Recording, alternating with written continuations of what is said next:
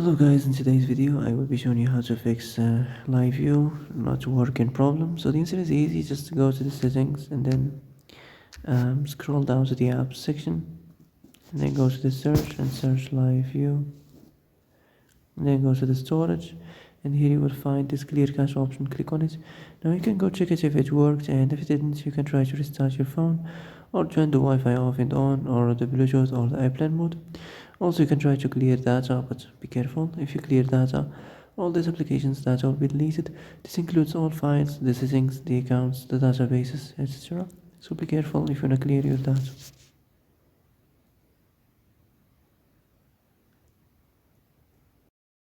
And that's it for today's video. I hope this is the answer you've been looking for.